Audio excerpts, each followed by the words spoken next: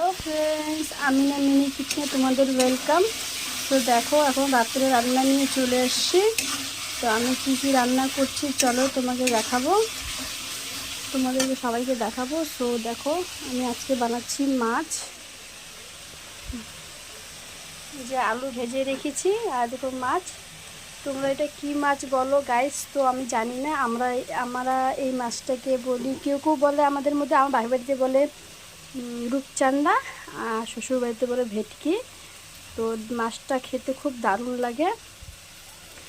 তো আজকে এই মাছটা আমি নিয়ে এসেছি। আমি এটা দিয়ে মাছের ঝোল করব।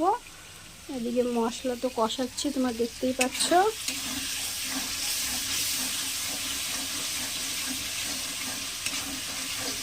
আজকে সিম্পল রান্না করছি, এক পতি সেরে দিব। তো দেখো, এদিকে মাছের ঝোল করছি, এদিকে ভাত করেছি। দেখো, এখানে গরম গরম ভাত আছে।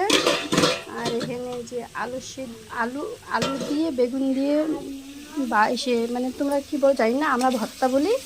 আলু বেগুন দিয়ে ভর্তা করেছি। আর এদিকে মাছের ঝোল, এদিকে মাছের ঝোলে মশলা কষাই নিচ্ছে।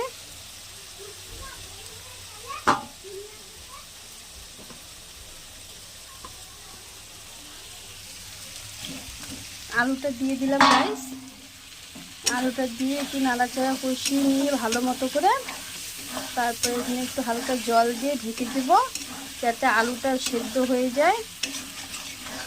তারপরে একটু ঝোলের জল দিয়ে তারপরে মাছগুলো ছেড়ে দিব এক এক করে।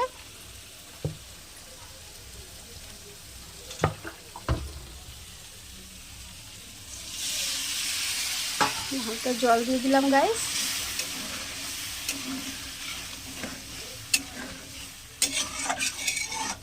এখানে মশলা দিয়েছি আমি মাছের ঝোলে, লঙ্কা বাটা, পেঁয়াজ বাটা, একটু হালকা আদা বাটা দিয়ে, লঙ্কার গুঁড়ো, জিরের গুঁড়ো দিয়ে মাছের ঝোলটা করব।